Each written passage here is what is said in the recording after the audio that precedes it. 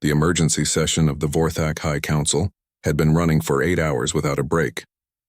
The great chamber buzzed with nervous energy as representatives from across their civilization debated the most critical decision in their species' history. High Admiral Morgoth stood at the center of the room, surrounded by holographic displays showing everything they had learned about humanity. The evidence was overwhelming and terrifying. "The choice before us is simple but vital," he announced to the assembled council members. "We must decide whether to treat humanity as a threat that must be destroyed, or as a potential ally too dangerous to make into an enemy." Senior Counselor Kethmore was the first to speak. "The evidence is clear. They possess technology that could end our entire civilization. If they have aggressive intentions toward other species, we must take action before they become even stronger." "And exactly how do you suggest we take action?" challenged Counselor Veltham from across the chamber. "Their single patrol ship could destroy our entire battle fleet. According to our intelligence, they have thousands of ships like that one, plus many that are even more powerful." The debate continued as fear and logic warred in the minds of the council members. They had discovered a species more advanced than themselves, but had no way to determine what humans actually intended to do with their overwhelming power. Meanwhile, aboard the human ship Resilience, Communications Officer Min-Ho Kang was running his daily analysis of background radio signals when something unusual caught his attention. "Captain Park," he called out from his station, "I'm detecting organized communication patterns from the area where we encountered that alien ship weeks ago. Very sophisticated encryption, but I can identify the carrier wave signatures." Captain Hyunwoo Park walked over to examine the data on Min-Ho's screens. "How long have they been transmitting?" "Several hours, sir. The signal strength and distribution pattern suggests a large communication network. They appear to be having extensive discussions with someone very far away." Hyunwoo studied the information thoughtfully. "Are they discussing us?" "Unknown, sir. Their encryption is more advanced than anything in our current databases, but the timing strongly suggests they're reporting our previous encounter to their leadership." "Interesting." Hyunwoo made a decision that would reshape the political structure of the known galaxy. "Min-Ho, can you penetrate their stealth systems?" "Absolutely, sir. We've been tracking their energy signatures since our first meeting. Their cloaking technology is impressive, but our sensors are significantly more advanced. Open a direct communication channel to their ship." Min-Ho hesitated, his fingers hovering over the control panel. "Sir, first contact protocols require authorization from Fleet Command before initiating diplomatic communication." "Sometimes," Hyunwoo said with a slight smile, "it's easier to apologize for taking initiative than to wait for permission to do the right thing. Open the channel." On the alien observation vessel, communications specialist Drenka suddenly straightened at his workstation, his forehands dancing frantically over his instruments. "Commander Velthara," he called out in a voice filled with shock. "We're receiving an incoming transmission." "From our home fleet?" she asked hopefully. "No, Commander. From the human ship. Direct communication on our primary frequency." "They're speaking to us." Velthara felt her blood freeze in her veins. "That's completely impossible. They cannot know our communication frequencies or protocols." "They're transmitting in perfect Vorthak, Commander," Drenka said, his voice barely above a whisper. "Flawless grammar and pronunciation." "Put the transmission through to the main speakers," Velthara ordered, though every instinct told her to flee immediately. Captain Hyunwoo's calm voice filled the alien bridge, speaking their language as if he had grown up with it. "This is Captain Hyunwoo Park of the United Federation ship Resilience. We are aware that you have been observing us for some time. We have been observing you as well. Your stealth technology is quite impressive, but we have been tracking your energy signatures since you first arrived in this system. We thought it might be time to have a conversation." The alien bridge fell into complete silence. Every crew member stared at the speakers as if they had just heard the voice of a god. Finally, Velthara found the courage to respond. How is it possible that you know our language?" "We have been monitoring your communications with your superiors for the past several hours," Hyunwoo replied in a casual, friendly tone. "Our translation computers are quite efficient at pattern analysis. We were able to decode your basic grammar and vocabulary structure from your conversations. Your language is actually quite logical and well-structured." Science Officer Quindar stared at his instruments in complete disbelief. "Commander, they learned our entire language in a matter of hours. Our most advanced linguistic computers would require years to accomplish the same task. The horrible truth was becoming clear to Velthara. Humanity had been allowing themselves to be studied. They could have revealed themselves at any point during the surveillance operation, but had chosen not to. The implications were beyond terrifying. "Why didn't you make contact with us earlier?" she asked, though she feared the answer. "We didn't want to frighten you," Hyunwoo replied matter-of-factly. "First contact situations can be quite stressful for some species. We thought it would be less traumatic to allow you to observe us first and become comfortable with the idea that we exist before introducing ourselves formally." "You were protecting us from stress?" Velthara asked, unable to hide her confusion. "In a sense, yes. We have encountered 17 different alien civilizations during our expansion into space. Experience has taught us that forced contact usually creates more problems than it solves. It's generally better to let other species approach us at their own pace when they feel ready." On the human ship, Captain Hyunwoo was genuinely enjoying this conversation. After weeks of routine patrol duty, finally something interesting was happening in his sector. "If you don't mind my asking," he said politely, "what have your observations taught you about us?" There was a very long pause before Velthara answered carefully. "We have learned that your species is technologically sophisticated." Hyunwoo chuckled softly. "That's a very diplomatic way to phrase it. We understand that our technology can seem somewhat intimidating to species encountering it for the first time, but I want to assure you that we are not naturally aggressive beings." "Not aggressive?" Velthara couldn't keep the disbelief out of her voice. "Your ship carries enough weapons to destroy entire worlds." "Well, yes," Hyunwoo admitted thoughtfully. "This is actually one of our smaller vessels. But you're correct that we do maintain significant defensive capabilities. We have learned through experience that the most effective way to avoid conflicts is to make it very clear that fighting with us would be extremely costly for everyone involved. You consider world-destroying weapons to be defensive," Quindar whispered to himself. Hyunwoo continued his explanation. "We have been a spacefaring civilization for approximately 2 centuries now. During that time, we have made contact with 17 different alien species. I'm pleased to report that we have never been forced to fire our weapons in anger. Most civilizations, once they understand our capabilities, find that peaceful negotiation is much more profitable than warfare." "And what happens if a species chooses warfare instead of negotiation?" Velthara asked, though she dreaded the answer. "Then we end the conflict as quickly and decisively as possible," Hyunwoo replied in the same calm, reasonable tone. "We have found that prolonged conflicts cause unnecessary suffering for everyone involved. It's much kinder to make any aggression too expensive to continue." Back in the Vorthak High Council chamber, the emergency session was interrupted by an urgent transmission from Commander Velthara. "High Council," she reported, her voice shaking slightly. "The humans have initiated contact. They have been aware of our surveillance operation from the very beginning." "What are their demands?" asked High Admiral Morgoth, expecting the worst. They have no demands, sir. They are asking if we would like to establish formal diplomatic relations between our civilizations." The council chamber erupted in confused discussion. This was not how anyone had expected first contact to proceed. Velthara continued her report. "They claim to prefer peaceful relationships, but they have made their overwhelming military superiority very clear. They are offering friendship, but from a position of absolute strength." "What is your recommendation, Commander?" Morgoth asked. "I recommend that we accept their offer of diplomatic contact," Velthara replied without hesitation. "We have 3 realistic options: attempt to fight them and face certain annihilation, try to ignore them and risk future conflict when they decide we're a threat, or establish peaceful relations while they're still offering them." "Do you believe peaceful coexistence is actually possible?" "Sir, they could have destroyed us at any moment during our surveillance operation. Instead, they allowed us to study them and then politely introduce themselves. I believe they genuinely prefer cooperation to conquest." Science Officer Quindar added his assessment. "High Admiral, our analysis suggests that humanity is a species that has achieved peace." The Vorthak medical research team had been studying the biological data from their scans of the human crew for over a week.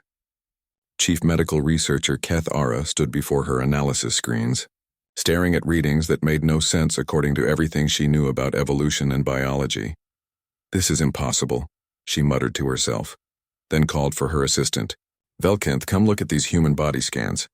Tell me what you see. Senior medical analyst Velkinth approached the displays, her 4 eyes examining the detailed images of human anatomy. After several minutes of careful study, she stepped back with confusion written across her silver face. These beings appear to be designed for warfare, she said slowly. But that makes no evolutionary sense. Why would a species develop such extreme physical capabilities? Cathara highlighted different sections of the human skeletal system. Look at their bone structure. They have backup support systems throughout their entire skeleton. Even if they lose 30% of their bone density, they can still move and fight effectively. That level of redundancy is unnecessary for any normal species, Velkinth observed. Most creatures would be completely disabled by injuries that these humans could apparently ignore. It gets stranger, Cathara continued, switching the display to show internal organ systems. Their organs are arranged with multiple backup functions. A human can lose an entire kidney, half of their liver, and significant portions of their stomach and still survive for extended periods. Velkinth studied the organ layouts with growing amazement. They're built like military vehicles with redundant systems, as if their bodies expect to take severe damage and keep functioning. On the human ship Resilience, Medical Officer Ji-Won Song was conducting her monthly crew health evaluations. She had no idea that aliens were studying her patient's biology with increasing horror. All right, Taehyun, she said to Navigation Officer Taehyun Ryu as he sat on the examination table. Let's check your physical condition and stress response levels. Fleet Medical Command wants detailed health reports on all long-range personnel. Taehyun relaxed as she ran various medical scans.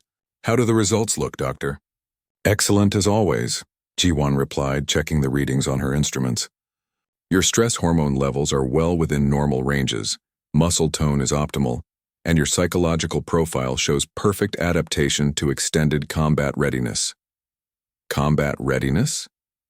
Taehyun asked with mild interest. Standard fleet terminology, Ji-Won explained.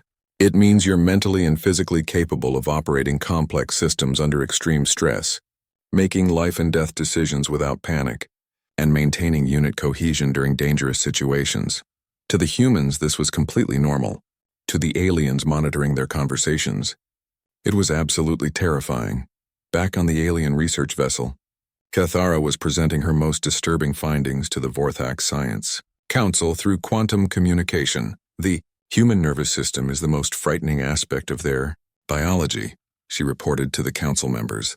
Under stress conditions, their brain chemistry undergoes dramatic changes that would be fatal to most species. She displayed brain scan data on the holographic projector. When threatened, human brains release chemicals that reduce pain sensitivity by up to 70%, increase physical strength by 40%, and improve reaction speed significantly. They have a biological combat mode? Asked Council Member Dorthek in disbelief. Exactly.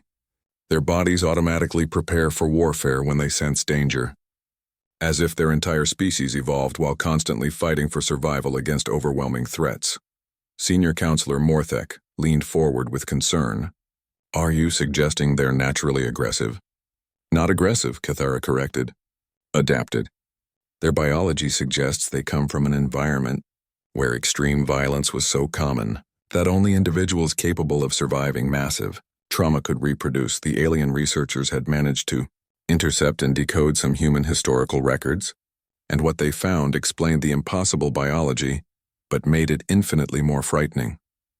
Historical data analyst Korveth had been working for days to understand human civilization development. The patterns he discovered painted a picture of a species that had been at war with itself for thousands of years.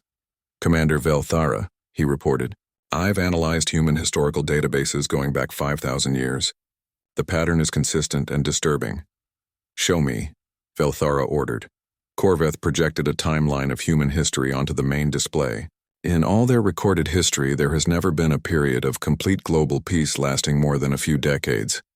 They have been in continuous warfare with themselves for their entire existence as a civilization. Continuous warfare with their own species? Velthara asked in shock. Exactly. They didn't develop their advanced technology through peaceful scientific research. They developed it to kill each other more efficiently. Every major technological breakthrough in their history corresponds directly to a major military conflict.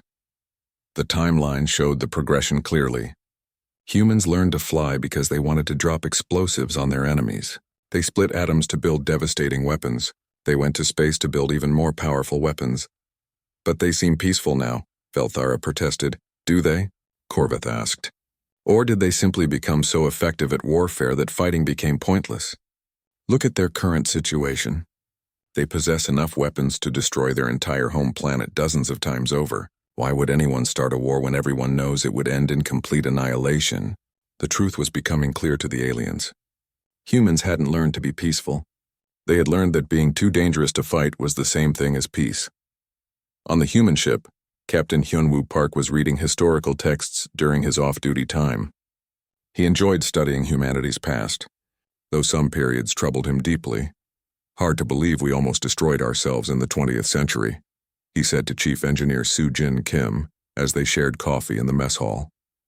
2 world wars, nuclear weapons, constant regional conflicts, Soo-Jin agreed, shaking her head. Our ancestors came very close to wiping out human civilization entirely. Thank goodness we learned from those mistakes, Hyunwoo said. Now we have the technology and wisdom to protect ourselves without having to attack others. The fleet maintains stability, Soo-Jin nodded. When everyone knows that starting a war would cost more than anyone could possibly gain, peace becomes the only logical choice. This casual conversation was intercepted by Vorthak intelligence and confirmed their worst fears about human society.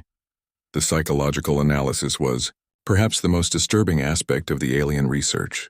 Kethara had been studying human behavior patterns and found something that challenged everything. She knew about intelligent species. They maintain what their own medical reports call operational sanity while surrounded by civilization-ending weapons, she reported to an emergency session of the Science Council. Every human on that ship knows they carry enough destructive power to sterilize entire worlds, and they treat it as completely routine. How is such psychological stability possible? Asked Velkinth. I believe, Kethara said carefully, they have evolved culturally and psychologically to live with ultimate destructive power. Their entire society has adapted to managing weapons that could destroy everything they care about. She showed brain activity scans of the human crew during their normal daily routines. Look at these readings. They show no anxiety about their weapons, no fear of the technology they control, no stress about the enormous responsibility they carry. That's not normal behavior for any intelligent species, Velkinth observed. No, it's not. It's the psychology of a species that has spent thousands of years learning to live with the power to annihilate everything around them. They're not naturally peaceful beings. They're naturally disciplined beings. The final piece of evidence came when the aliens discovered human entertainment and cultural media. Intelligence Officer Drenka had intercepted various human broadcasts and found them deeply disturbing. Commander, you need to examine these human recreational programs, he reported to Velthara. He displayed a collection of human movies, books, and games on the main screen. This is what they consider entertainment. Stories about warfare, survival against impossible odds, fighting overwhelming enemies with superior firepower. So they celebrate violence? Velthara asked. No, Drenka replied after studying the content more carefully. They celebrate surviving violence. Every story follows the same basic pattern. Humans face seemingly impossible threats and find ways to win through better technology, superior planning, and overwhelming response to aggression. He played clips from various human entertainment media. Notice the consistent theme. The humans are usually outnumbered or outgunned initially, but they always respond by developing better weapons and using tactics their enemies don't expect. It's their cultural programming, Velthara realized with growing dread. They don't just prepare for war. They prepare to win wars by making the cost of fighting them too terrible for enemies to bear. Medical Officer Ji-Won. Song was completing her shift when she received a routine communication from Fleet Medical Command. The stars looked the same as they always did through the main screen of the UFS Resilience. Captain Hyunwoo Park stood on his bridge watching the endless darkness of space. His ship had been patrolling the edge of human territory for almost 3 weeks now. Nothing exciting had happened during that time. Nothing exciting ever happened out here on the rim. The Resilience was not a big ship by human standards, At 800 meters long, it was considered a patrol vessel, small and fast with enough firepower to handle pirates or smugglers. The crew of 43 people knew each other well after months of flying together through empty space. "Captain, we've got something," called Communications Officer Minho Kang from his station. His voice carried a note of interest that broke the usual quiet of the bridge. "Unknown contact bearing 27 Mark IV. Distance approximately 2 light minutes." Hyunwoo walked over to Minho's station and looked at the sensor display. The contact was large, much larger than his own ship. The design looked strange and unfamiliar. Definitely not human in origin. "First contact situation?" Minho asked quietly. "Could be," Hyunwoo replied. He had trained for this possibility, but it had never actually happened before. "All hands, this is the captain speaking. We have detected an unknown vessel in our vicinity. All crew members are to remain at their stations and maintain normal operations. This could be our first meeting with an alien species, so let's make a good impression." The alien ship hung in space like a silver needle, its hull gleaming under the light of distant stars. Commander Velthara stood in the center of her command chamber, studying the human vessel on her main display. She was tall and thin, with forearms that moved gracefully as she worked at her controls. Her large eyes could see many different wavelengths of light, giving her a clear view of the strange ship that had appeared in this sector. "What do you make of it, Science Officer?" she asked. Quindar moved closer to his instrument panel, his 6 fingers dancing over the controls as he gathered data. He had been studying alien species and their technology for most of his long life. This was the first time he had encountered anything quite like this human vessel. "It appears to be some sort of military ship," he said, examining the readings on his screen. "Length approximately 800 meters. The hull design is unusual, very angular and practical. But the size is strange for a warship." "Strange how?" Velthara asked. "It's too small." "Most space combat vessels need to be at least 2,000 meters long to carry enough weapons and armor to be effective. The ship looks like it should be a cargo hauler or a research vessel." Velthara studied the human ship more carefully. In her 200 years of exploration, she had cataloged the technology of dozens of different species. Most followed predictable patterns as they developed spaceflight capabilities. They started with chemical rockets, moved to fusion drives, and slowly built larger and more powerful ships over centuries. "Run a complete scan," she ordered. "I want to know everything about this vessel. Crew size, weapon systems, power output, hull composition, everything." "Yes, Commander," Quindar replied, adjusting his instruments to begin a deep probe of the alien ship. On the human vessel, Chief Engineer Sujin Kim noticed the scanning beam immediately. Her instruments detected the energy patterns sweeping through their hull, probing their systems and trying to analyze their technology. "Captain," she called out from her engineering station, "we're being scanned. Deep-level analysis, very thorough. Someone wants to know what we're made of." Hyunwoo moved over to her station. "Can they penetrate our security systems?" "Some of them," Sujin said with a slight smile. "They can see the basic structural information, hull thickness, crew areas, engine placement, but the important systems are protected by quantum encryption. They won't be able to see how our reactor actually works or what our real weapon capabilities are." "Good. Let them look around. Maybe they'll learn something interesting about us." Back on the alien ship, Quindar was growing more confused with each passing minute. The scan results were showing him things that didn't make logical sense according to everything he knew about spacecraft design. "Commander, I'm getting some very unusual readings," he reported. "This vessel appears to have only 43 crew members aboard." 43? Velthara moved closer to examine the data. "That's impossible. A warship of this size should require at least 300 people to operate effectively." "That's what I thought too," Quindar agreed. "But the life signs are clear. 43 individuals, all in excellent health and showing no signs of stress." "Maybe it's not a warship," Velthara suggested. "Perhaps it's an exploration vessel with light armament." "I don't think so." Quindar pointed to his display screen. "Look at these energy signatures. These are definitely military-grade weapon systems. Very advanced ones, too. The power requirements are enormous." Velthara felt a cold sensation in her chest. Something was not adding up about this alien ship. "Show me the power readings." Quindar switched his display to show the energy output from the human vessel.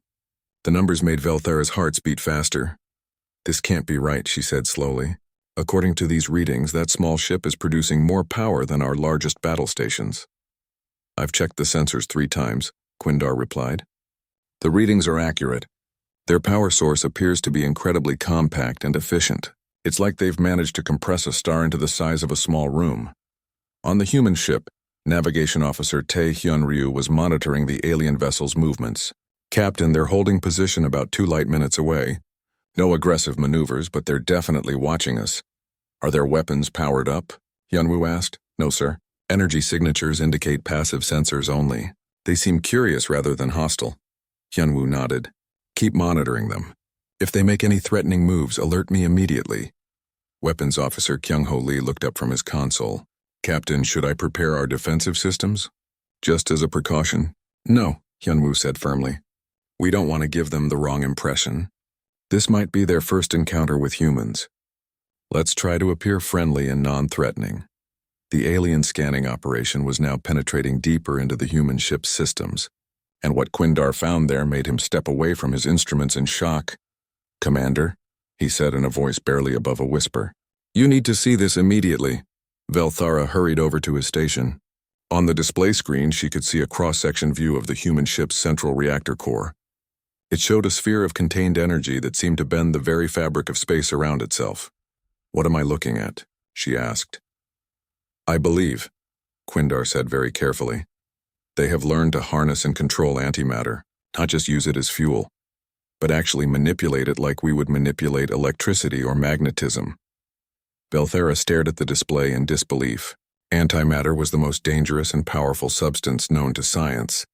Her own people had theoretical knowledge of it, but actually controlling it was considered impossible. One tiny mistake would result in an explosion that could destroy entire star systems. That's not possible, she said. No species could develop that level of control over antimatter. The risk would be too great. The sensor readings don't lie, Quindar replied. And there's something else. Look at their weapon signatures.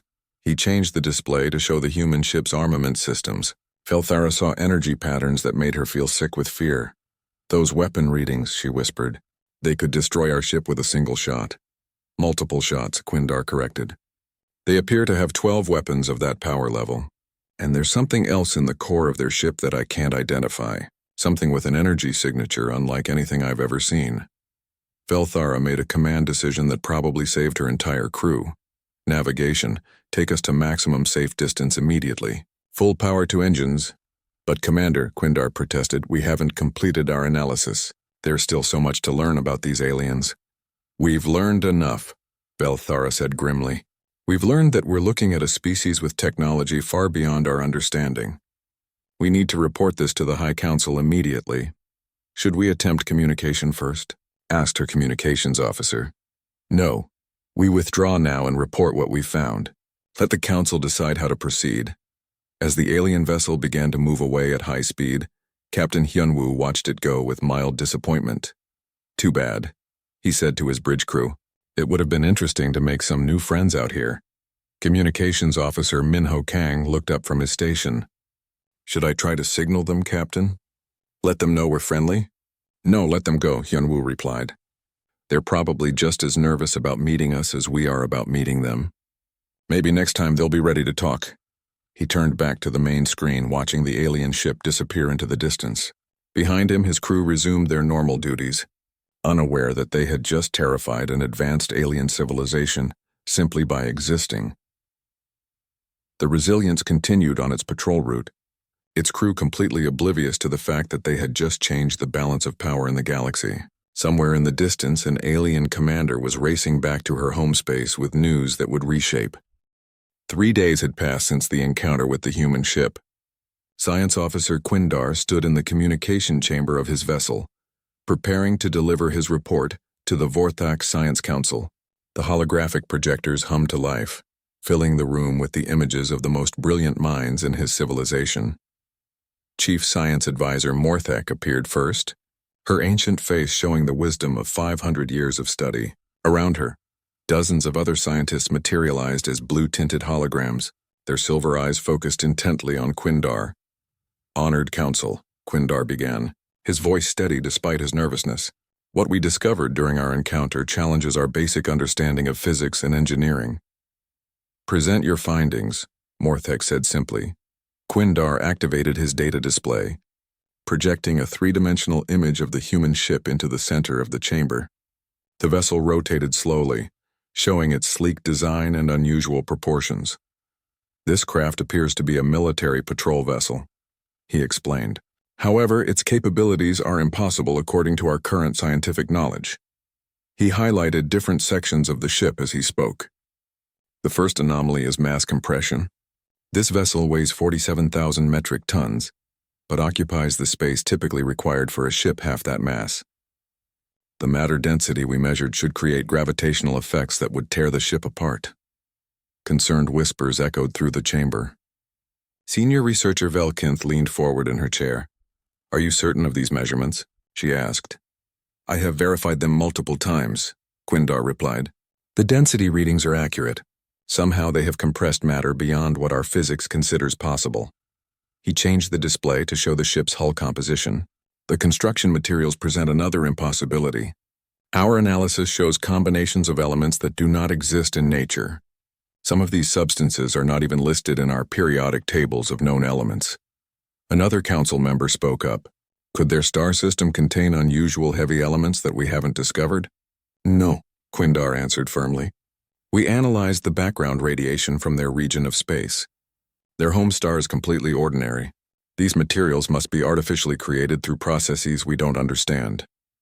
Meanwhile, aboard the human ship Resilience, Chief Engineer Sujin Kim was enjoying her lunch break in the mess hall.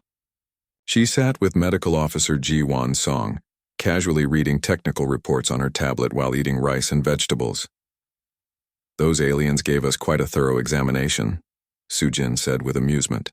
"Their scanning technology is actually pretty impressive." "What did they manage to see?" Ji-Won asked, taking a bite of her meal. "The basic stuff," Sujin replied. "Hull thickness, crew compartments, engine output signatures. Our quantum encryption systems kept them out of the classified areas. They have no idea how our antimatter reactor actually operates." "That's probably for the best," Ji-Won said with a laugh. "Can you imagine their reaction if they knew we carry 12 antimatter cannons on what we consider a small patrol ship?" "They'd probably think we were planning to invade their entire civilization," Sujin agreed, grinning at the thought. Back in the Science Council chamber, Quindar was explaining the power system anomalies that had disturbed him most. "The energy output readings are beyond anything we have recorded from any known civilization," he continued. "This small vessel produces more power than our largest orbital stations. Our most advanced battleships generate less energy than this single patrol craft." Mortek's expression grew more serious. "Explain the power source." "The reactor core appears to utilize controlled antimatter reactions," Quindar said. "But the containment system violates everything we know about antimatter physics. Containing that much antimatter should require massive magnetic field generators and cooling systems. The equipment alone should fill most of the ship." He highlighted the reactor area on his display. "Instead, their containment system appears to be generated by devices no larger than my hand. It's as if they have discovered entirely new laws of physics." The chamber fell silent as the council members absorbed this information. Finally, Velkinth spoke. "What about their weapons systems?" Quindar's expression became even more troubled. "That is perhaps the most disturbing aspect of our discovery. They carry 12 primary energy weapons, each one capable of destroying our largest warships with a single shot." He paused, checking his data once more before continuing. "But those aren't what concern me most. There's something else in the center of their vessel. Something that generates energy signatures unlike anything in our databases. Our computers cannot even classify what it might be." On the human ship, Navigation Officer Tae-hyun Ryu was performing routine maintenance on the sensor arrays when he noticed unusual readings on his instruments. "Captain," he called out to Hyunwoo Park, who was reviewing patrol reports nearby. "I'm detecting some strange energy patterns from empty space. Like there's something out there, but our visual sensors can't locate it." Hyunwoo walked over to examine the display. "Distance and bearing? Approximately 3 light minutes away, same general direction as that alien contact from a few days ago." Hyunwoo nodded thoughtfully. "They're probably still observing us. Can't really blame them for being curious about strangers in their neighborhood. Should we do something about it?" Taehyun asked. "No, let them watch," the captain replied. "Maybe they'll realize we're not a threat to them." At that moment, the ship's proximity alarm system activated, filling the bridge with warning sounds. Taehyun quickly checked his navigation sensors. Incoming debris field, he announced. Multiple objects of various sizes approaching our position. Looks like fragments from an asteroid collision. Largest piece measures approximately 50 meters across. Time until impact? Hyunwoo asked calmly. First fragments will reach us in 4 minutes. The large piece will arrive in 7 minutes. Hyunwoo considered their options. They could alter course, but that would take them away from their assigned patrol route. They could activate defensive shields, but that would consume unnecessary power. Kyung-ho, he said to his weapons officer, can you clear us a safe path through the debris? Absolutely, sir. Weapons Officer Kyung-ho Lee replied from his station. Point defense systems are ready for engagement. From their concealed observation position, the alien crew watched with growing fascination as the human ship approached the dangerous debris field without changing course. They're not avoiding the collision, Commander Velthara observed. Are they planning to take damage rather than alter their route? Wait, Science Officer Quindar said, monitoring his sensors carefully. Their weapon systems are powering up. On the human ship, Kyung-ho was calmly targeting the largest pieces of debris that posed a threat to their hull. Point defense systems online and ready, he reported. Engaging incoming debris. What happened next would be remembered by the alien observers for the rest of their lives. Instead of the bright energy beams they expected to see, the human weapons fired what appeared to be small spheres of absolute darkness. When these dark projectiles made contact with the asteroid fragments, the rocks didn't explode or break apart. They simply ceased to exist completely. No debris, no energy flash, no fragments. The matter just vanished from space as if it had never been there. By all the gods of space, whispered Commander Velthara. What kind of weapons are those? Quindar was frantically recording every detail of what he was witnessing. Commander, those weren't energy weapons at all. They fired controlled antimatter projectiles. They're using antimatter for routine point defense. That's completely insane, Velthara said, her voice filled with horror. One miscalculation with antimatter, and they could destroy their own ship. How can they use such dangerous weapons so casually? Look at their crew readings, Quindar replied, checking his biological scanners. Heart rates are normal. Stress hormones are at baseline levels. They show no signs of anxiety at all. They're treating antimatter weapons like we would treat simple laser cutters. On the human ship, the debris clearing operation was already finished. The threat had been eliminated with casual efficiency. Nice work, Captain Hyunwoo said approvingly. All clear ahead. Resume normal patrol speed. Thank you, Captain, Kyung-ho replied, already powering down the point defense systems. Should I log this as a combat engagement? No, just mark it down as routine navigation hazard removal, Hyunwoo said. Nothing unusual about clearing space debris. Medical Officer Ji-won Song had observed the entire incident from her station. You know, she said thoughtfully, we probably just gave those alien observers quite a shock. What do you mean? Asked Tae-hyun. Think about it from their perspective, Ji-won explained. We just used antimatter weapons to remove space debris. That's like using nuclear missiles to clear pebbles from a walkway. Chief Engineer Soo-jin Kim looked up from her technical reports. Actually, that's a pretty accurate comparison. Most civilizations probably consider antimatter to be their ultimate weapon, if they can use it at all. We use it for everything from main guns to point defense to reactor fuel. Back on the alien observation vessel, Quindar was updating his report to the Science Council with increasingly alarming data. 2 weeks had passed since the alien ship fled from human space. The Vorthak Intelligence Division had been working day and night to learn more about this terrifying new species. Their advanced computers finally managed to break through some of the simpler human communication codes, giving them access to basic transmissions. Intelligence Officer Drenka sat hunched over his workstation, carefully studying the decoded messages. Most were routine communications between crew members, but some contained information that made his blood run cold. Commander Velthara, he called through the ship's internal communication system. You need to hear what I've found. Velthara arrived quickly, still haunted by nightmares about antimatter weapons being used like simple tools. What have you discovered? I managed to decode a conversation between the human ship's captain and one of his officers, Drenka explained. The content is disturbing. He activated the audio playback system.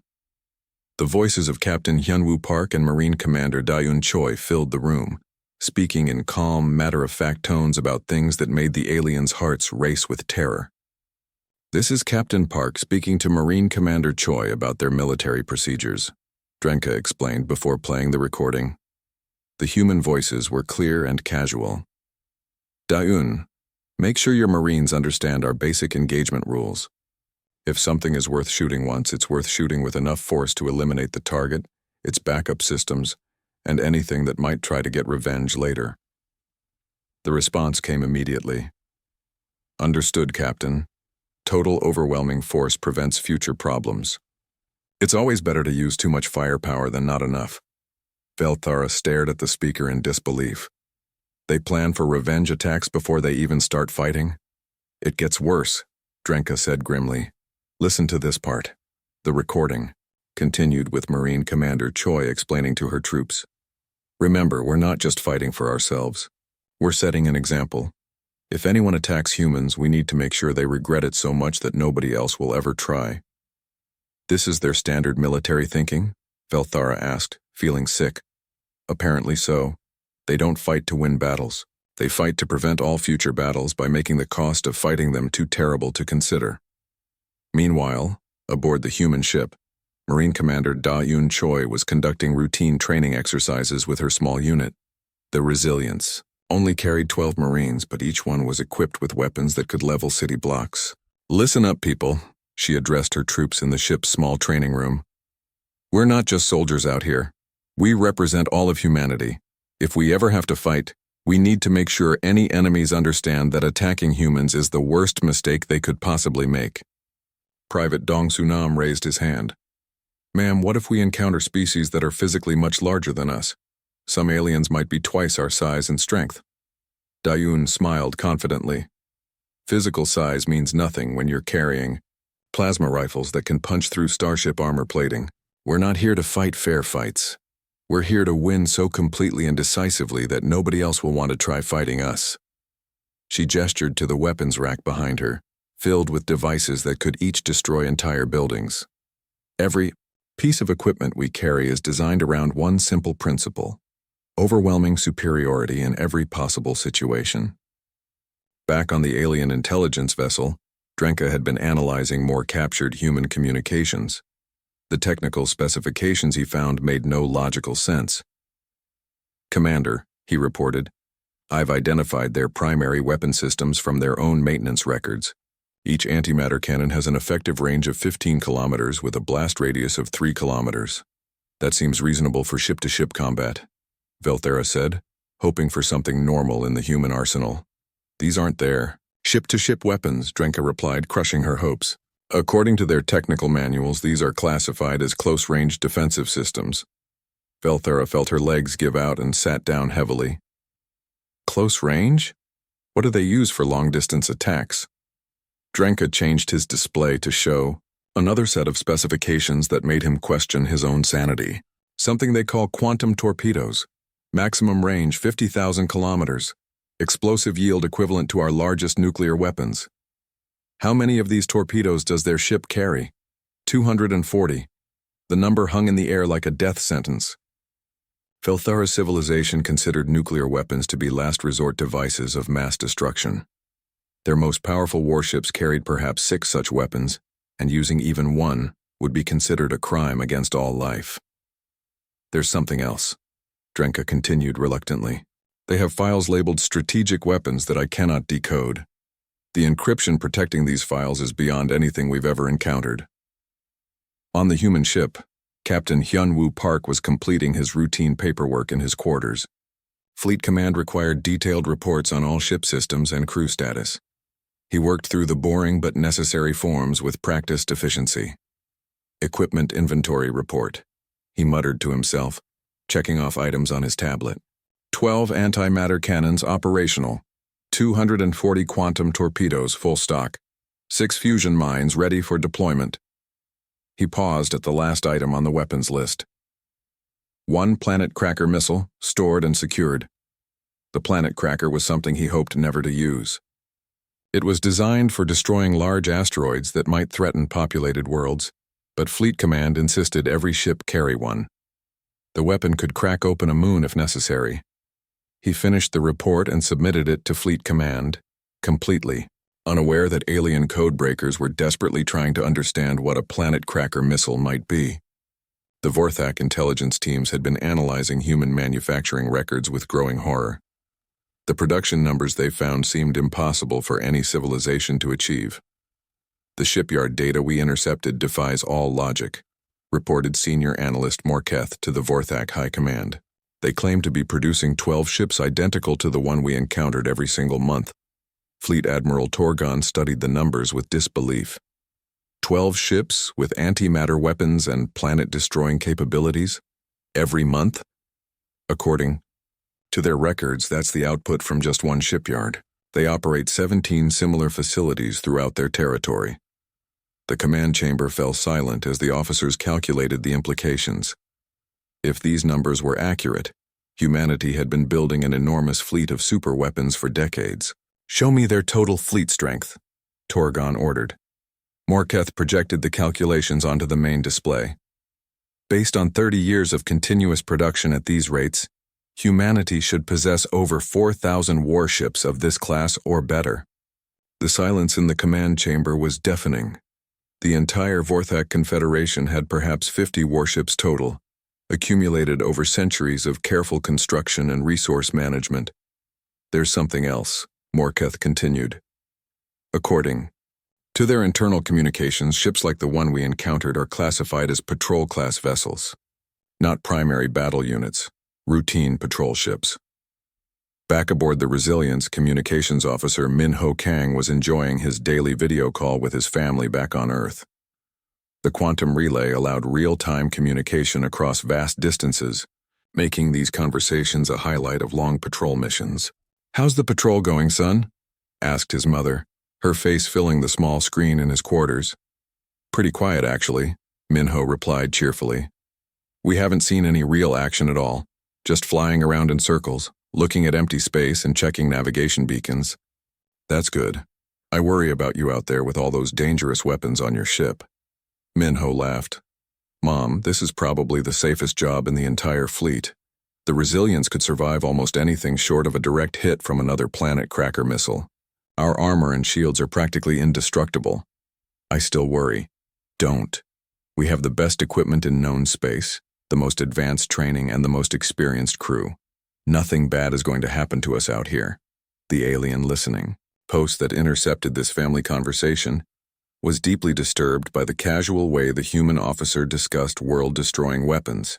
He spoke about planet killers the way most people might talk about bad weather.